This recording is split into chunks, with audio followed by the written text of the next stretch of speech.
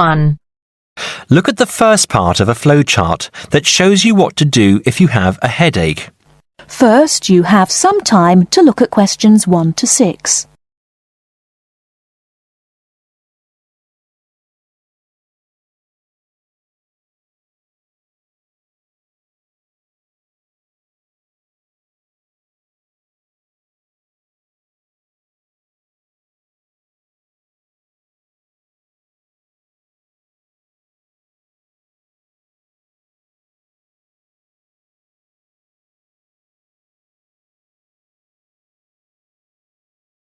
Now listen carefully and answer questions 1 to 6.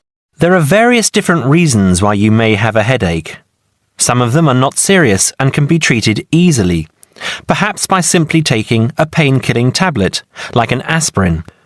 Some headaches, however, may be a symptom of something far more serious, and you should get immediate advice.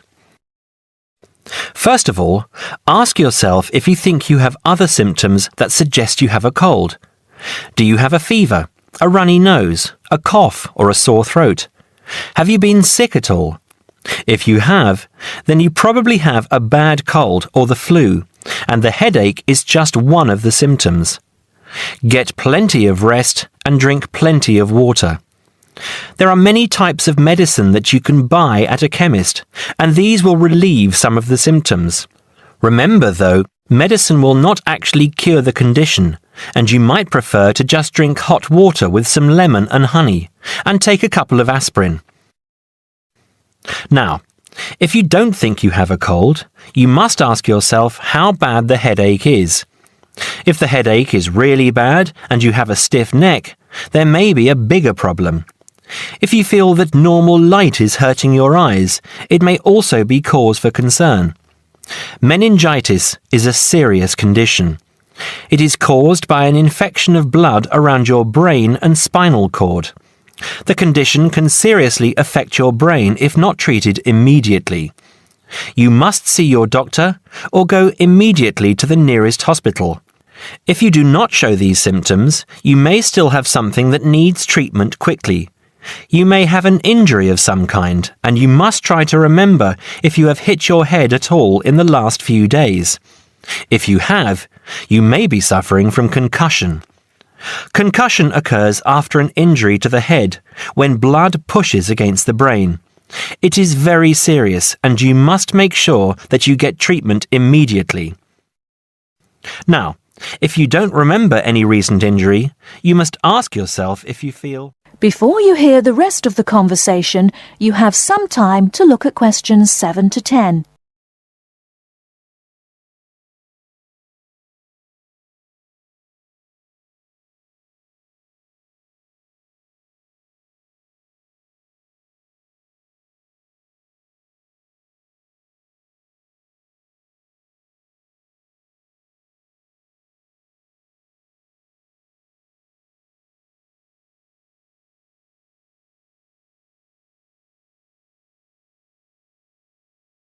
Now listen and answer questions 7 to 10. Extract 1. Acrophobia is a fear of heights. A lot of people confuse it with vertigo, which is a normal feeling that people get in a very high place. Acrophobia is a phobia and can be very dangerous. The person who suffers may panic and want to escape the situation. The quickest way to escape is to jump. People who suffer from acrophobia will avoid being at the top of tall buildings and will not like going up long staircases. It may be a phobia that is a result of past experience. Children see things fall and break and so become very frightened of the same thing happening to them. Extract 2. Now this phobia has a number of different names: brontophobia, astrophobia, and coronaphobia. It is a phobia of storms, especially storms with thunder and lightning. It is especially common in children, but can continue into adult life. People who have a serious phobia worry when the spring turns to summer.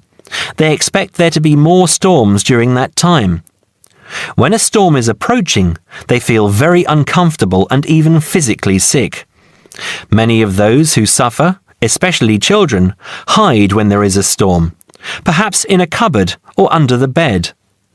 Adults with the condition may watch weather forecasts on television every 30 minutes to check that the weather is good. Extract 3. Now, most people are, to some degree, afraid of dying, but necrophobia is a fear of anything connected with death. It is more than a fear of dying. People who have necrophobia are terrified of seeing dead things. They will stay away from museums where there are mummies or skeletons and avoid any images of dead people. They will panic if they see a dead animal in the street or in a forest, and will avoid watching a program or movie that shows people dying or near to death. This phobia may be something that is natural in all of us to some degree, but is probably made worse by seeing a dead person or a favourite pet dying at some time in the past. That is the end of part 1. You now have half a minute to check your answers.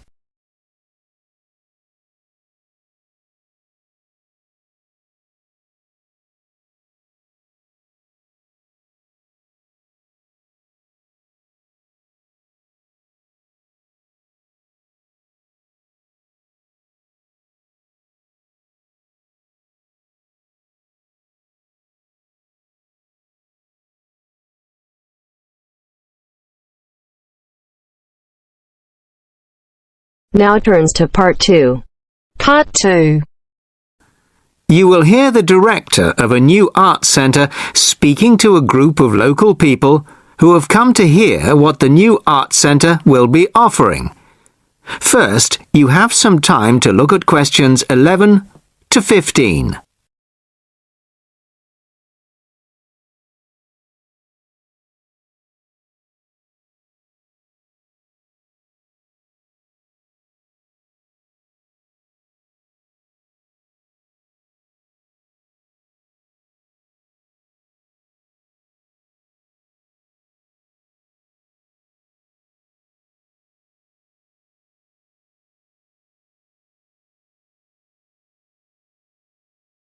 Listen carefully to the first part of the talk and answer questions 11 to 15. Well, good evening, everybody. Thank you all for turning out on this cold, wet evening. Welcome to our new art centre. I'm delighted that so many people are interested in finding out about the facilities and events that we'll be offering. I'll start with the regular evening events that we've scheduled so far. Sunday night will be film club night. Each week, we'll be showing a classic film from the 40s, 50s or 60s. Films will start at 6:45, and afterwards there will be an opportunity to discuss the film in the cafe bar for anybody who'd like to. Tickets for the film will be £5, but the discussion afterwards is free, although anybody who wants to buy me a drink is welcome to do so. On Thursday evenings at 7:30, the auditorium is given over to productions by touring theatre companies. This coming Thursday, we're very excited to be welcoming Pizzazz, a drama company featuring both able-bodied and physically handicapped actors. They'll be performing a rather special version of William Shakespeare's The Tempest, featuring music and dance, as well as dialogue. Fridays and Saturdays will be music nights, starting at 8 p.m, with classical or traditional music on the Fridays and pop rock on the Saturdays. However, as the sound system hasn't yet been fully installed, these events won't be starting for another few weeks. As well as evening performances, various events will take place during the day. So far, a mothers and toddlers session has been arranged for Monday afternoons, and of course, anybody can drop in for a coffee or a sandwich. The cafe bar will be open from 11 a.m. to 3 p.m. and 6 p.m. to 11 p.m. Mondays to Fridays, and 11 a.m. to midnight Saturdays and Sundays. Lunch will be served from 12:30 till 2, and light snacks will be available all day. Of course, this programme is just the start, and we expect to be announcing many additional events in the near future.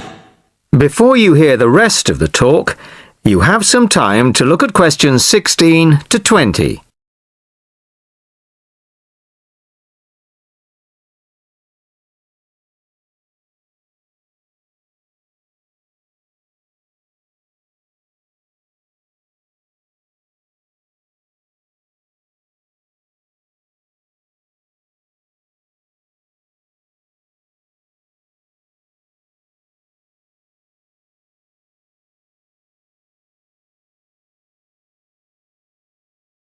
Now listen and answer questions 16 to 20. Now I'd like to take this opportunity to tell you about becoming a member. Membership benefits include reduced price tickets, priority bookings, and a monthly newsletter, which will feature the latest details of forthcoming events, plus details of other arts events in the local area. The cost of membership is just £15 a year, which I think is very reasonable. To get a membership card, you'll need to provide us with a passport-sized photo, plus payment, of course, by cash or cheque. We can't accept credit cards, I'm afraid, at least not for the moment. We hope to have credit card payment facilities available in the not-too-distant future. Then, when you want to buy reduced price tickets, you simply show your card at the box office or quote your membership number if you're making a telephone booking. Generally, a membership card will save around 20% on the full ticket price, so it really is very good value. Now we come to the most important part, your suggestions. It's your art centre, so we want to hear what you'd like to see. That is the end of part 2. You now have half a minute to check your answers.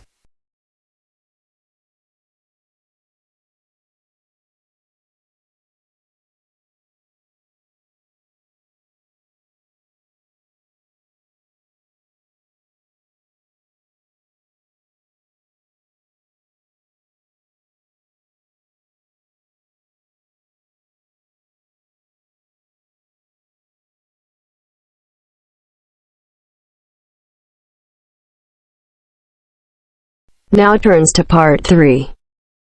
Part 3. You will hear a telephone conversation between two people about a flat.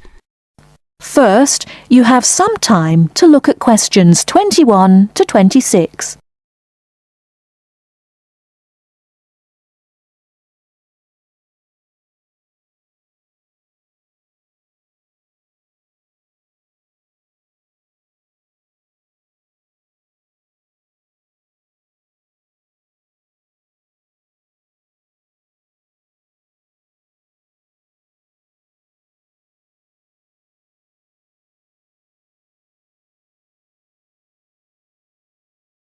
Now listen carefully and answer questions 21 to 26. Hello, this is Simon Marshall. I spoke to you the other day about renting flat 3A. Oh yes. Hello Simon. What can I do for you? Well, there are a few health and safety things I'd like to run through if that's okay. Yes, fine. Right. Well, the first thing, bearing in mind it's quite an old house, is whether there's any damp. I'm thinking here of the exterior walls and the floor. Well, I've never known any problems with damp there. It was all right last time I checked, certainly, though that was before the recent wet weather. I'd better have another look and get back to you on that. OK. Now, the next thing is the gas supply. Do you have a safety certificate? A current one, that is? We do. All the gas appliances have been checked by a registered engineer. Yes, I was going to ask about that. When did they actually do the inspection? Let me think. They sent an engineer to check something early last year, but No, that wasn't the inspection. Oh, I remember now, it was in the spring. In fact, I've got the certificate here somewhere. Yes, that's it. March 22nd, so it's just over 5 months ago. And the electricity, when was the last time all the wiring was inspected? I know it doesn't have to be checked as often as the gas, but it's still important, especially in older properties. As it happens, we had an electrician in when we redecorated flat 3A. If he looked at everything then, he would have charged us for it. I'll find the bill and check it if you like. Fine. And when was that? The decorators finished just before Easter, so that would be about 18 months ago. Just one more point on the electrics. Are there enough plug sockets in the flat? It depends what you mean by enough, really. Well, I've got quite a lot of electrical things. Computer, radio, lamps, kitchen appliances and so on. And I'm wondering whether I could plug them all in without having cables trailing all over the place. I think there's one per room. That's fairly normal in older properties. I'll take that as a no then. All right.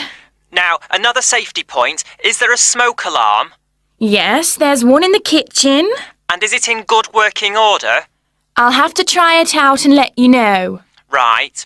Now, you mentioned the previous tenants. Do they, or anyone else who's lived in the flat, still have keys to the door? We're very strict about that. Everyone has to hand back the keys when they leave or we don't return the deposit. And those in 3A have always done so. Before you hear the rest of the talk, you have some time to look at questions 27 to 30.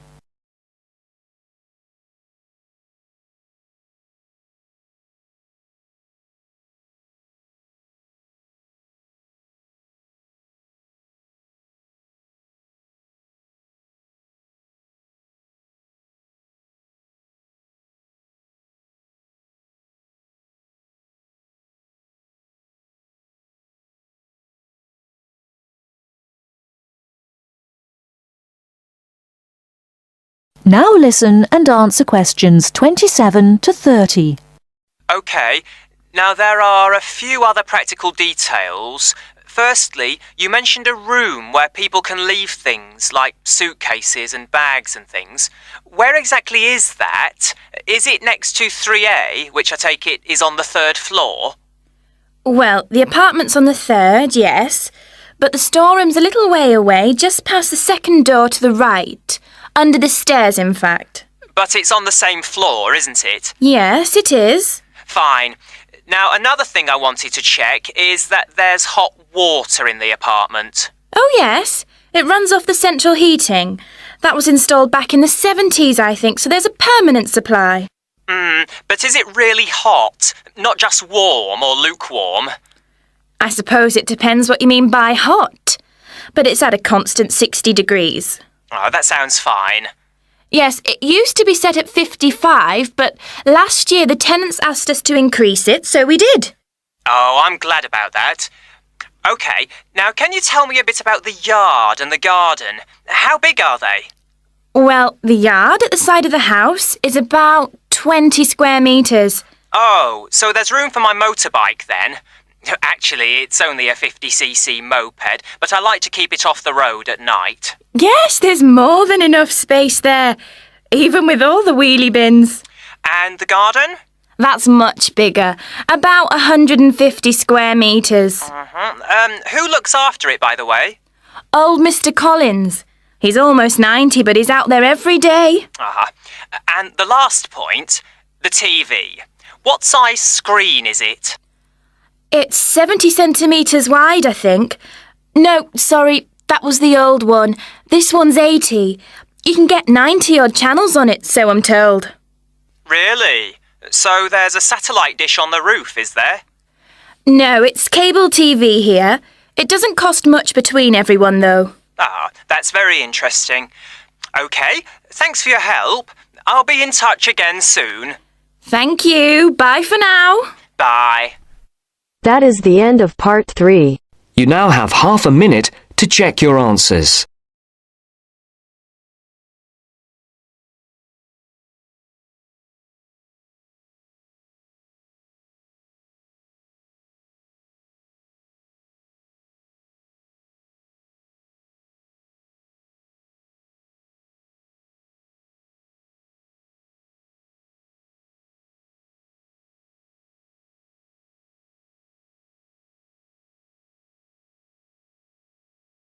Now turns to Part 4. Part 4. You will hear part of a lecture about a crater in Australia. First, you have some time to read questions 31 to 40.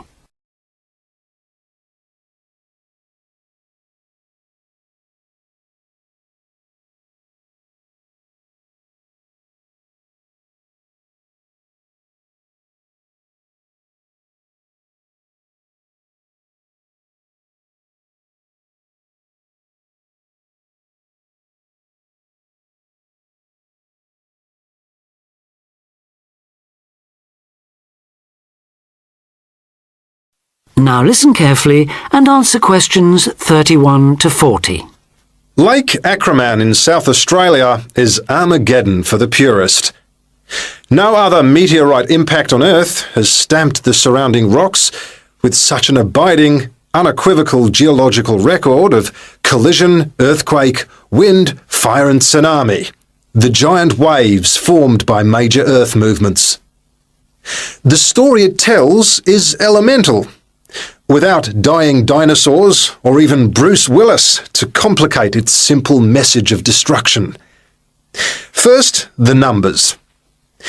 About 590 million years ago, a rocky meteorite more than 4 kilometres across and travelling at around 90,000 kilometres an hour slammed into an area of red volcanic rock about 430 kilometres northwest of Adelaide.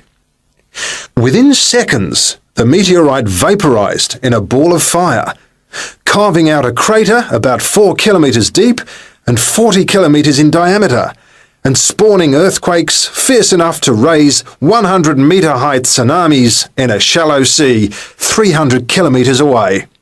Ancient, stable and unglaciated, the bedrock of Australia preserves some of the most photogenic impact craters in the world. Acraman is not one of them. 500 million years of erosion has taken its toll. A salt pan surrounded by low hills is all that remains to mark the site of the cataclysm. The true nature of the place dawned on geologist George Williams of Adelaide University in 1979. Gazing at a sheaf of newly acquired satellite images, he saw the small circular shape of Lake Acraman surrounded by a ring of faults and low scarps 40 kilometres across, and an outer ring twice this size. A year later, he made it to the site. On islands near the centre of the lake, Williams found bedrock shattered in a conical pattern that experts consider a sure sign of a meteorite impact. Except for a crater, which had long since eroded, the area was a textbook example of an impact site. In 1985, further intriguing evidence turned up. Vic Gostin, another Adelaide geologist, had been studying a thin band of fragmented red volcanic rock in 600-million-year-old shale in the Flinders Ranges, more than 300 kilometres east of Acraman. To his bewilderment, the volcanic chunks turned out to be 1 billion years older than the shale. Where had they come from? Comparing samples, Gostin and Williams found that their rocks were identical. The red rock in the Flinders Ranges had been blasted there from Acraman. Later, the same material turned up at sites 500 kilometres from Acraman. Everywhere, the bands of fragments showed the same structure. Coarse pebbles at the bottom, then a cocktail of silt and sand, then layers of increasingly fine sand distorted on top into a wavy, scalloped pattern. These layers also show, step by step, how the meteorite transformed the floor of an ancient sea hundreds of kilometres away, according to Malcolm Wallace of Melbourne University. First came the earthquake.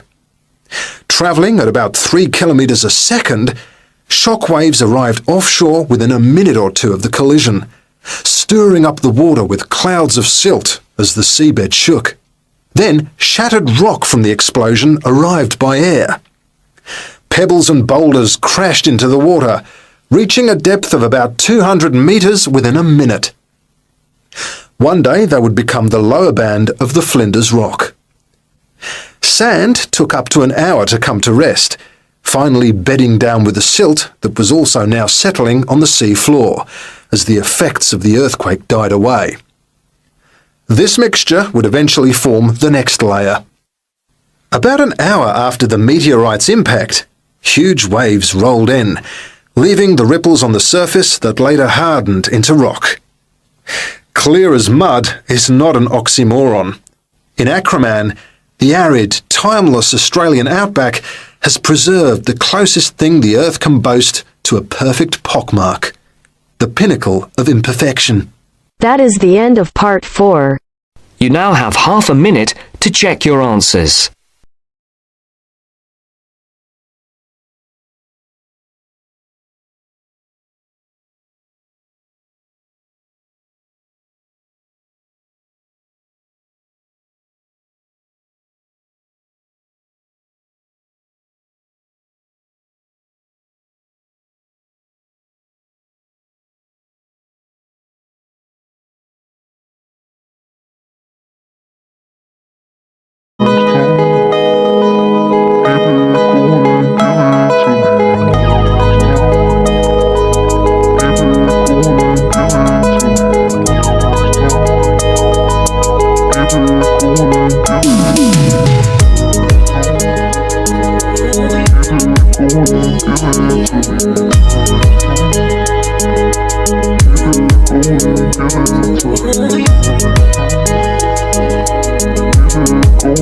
Give it